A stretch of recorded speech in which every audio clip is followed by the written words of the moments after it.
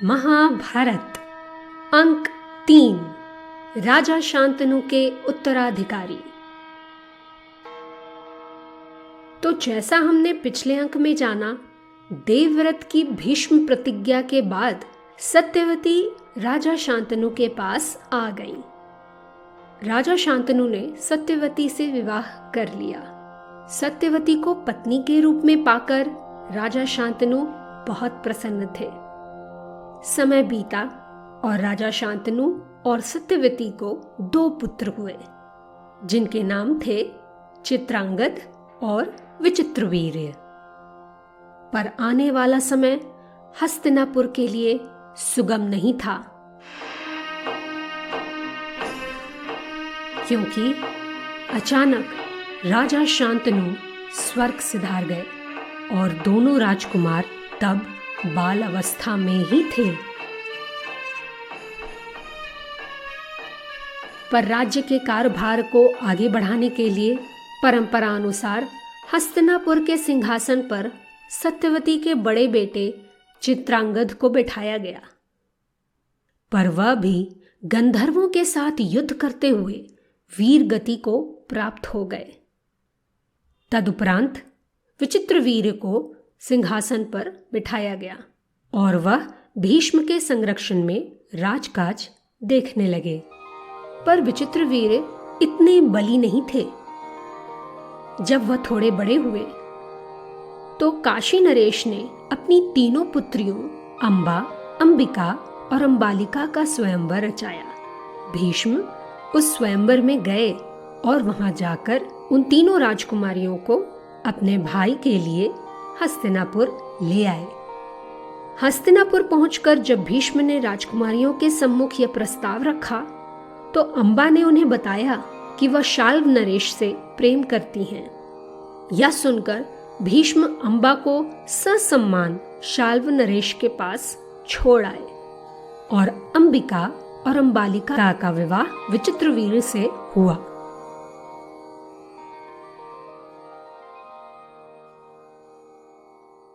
पर मृत्यु का काला नाग अभी भी हस्तिनापुर पर मंडरा रहा था।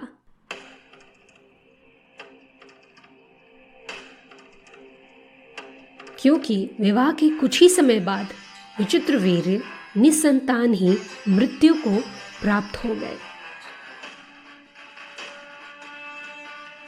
सत्यवती बहुत दुखी थी और वह स्वयं को बार बार कोस रही थी। उन्हें यह मर्म था कि उसने और उसके पिता ने जो अन्याय भीष्म के साथ किया है, यह उसी का प्रतिफल है।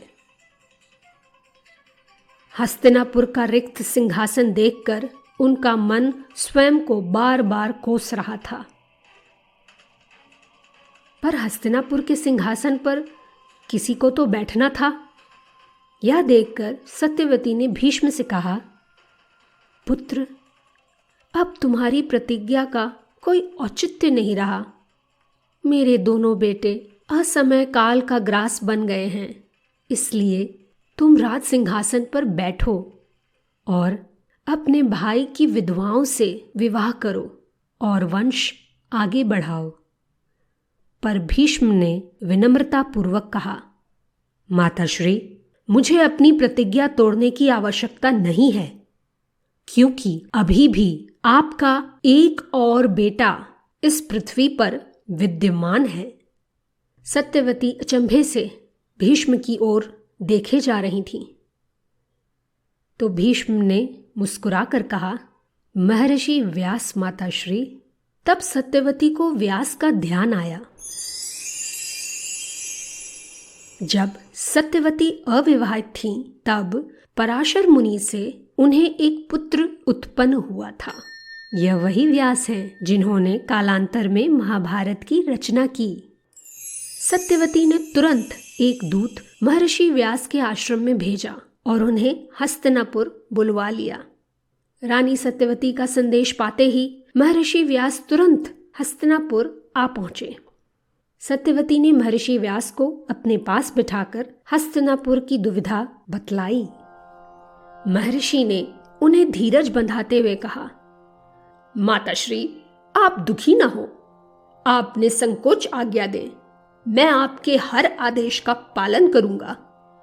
सत्यवती ने महर्षि व्यास से हस्तिनापुर के सिंहासन पर बैठने को कहा तो महर्षि बोले, माताश्री, क्या इसके अलावा इस समस्या का कोई और हल नहीं है? क्योंकि यदि मैं राजा बनता हूं तो मैं गृहस्थ हो जाऊंगा और फिर मैं अपना आध्यात्मिक लक्ष्य पूरा नहीं कर पाऊंगा।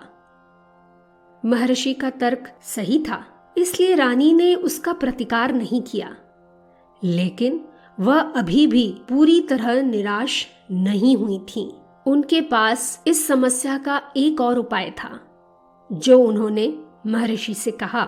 सत्यवती कहती हैं, ठीक है बेटा, मैं तुम्हें धर्म के मार्ग से च्युत नहीं करूंगी, परंतु अपने भाई विचित्रवीर की विधवाओं से कुरुवंश को उत्तराधिकारी तो दे सकते हो। महर्षि व्यास ने मां के आदेश को शिरोधार्य कर महल में रहना स्वीकार कर लिया। पर अंबा और अंबिका को जब यह पता चला तो वह थोड़ा सकुचाई, पर इसके अलावा और कोई उपाय था भी तो नहीं। हस्तिनापुर के राज्य को अपना उत्तराधिकारी देने के लिए अंबिका और अंबालिका ने बात मान ली। महर्षि व्यास सूरत से बड़े ही काले, कुरूप और भयानक थे। वह जंगलों में रहते थे तो वह अपनी साज सज्जा का तो ध्यान नहीं रखते थे। पहले अंबिका व्यास के कक्ष में प्रविष्ट हुई, परंतु उन्हें देखते ही अंबिका ने डर कर अपनी आंखें बंद कर ली।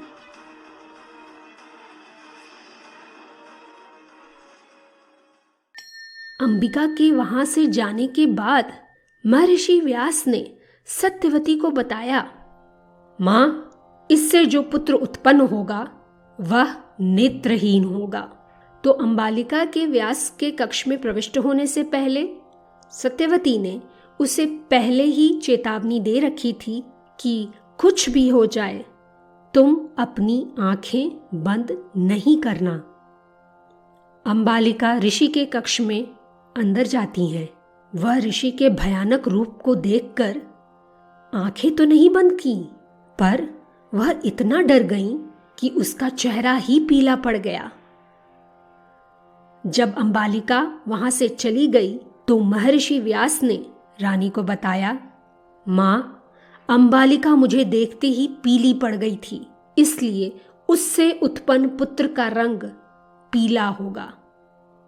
यह सब बातें सुन रानी सत्यवती चाहती थी कि अंबिका दोबारा व्यास के पास जाए, लेकिन अंबिका बहुत डर गई थी, इसलिए उसने अपनी दासी महर्षि व्यास के पास भेज दी।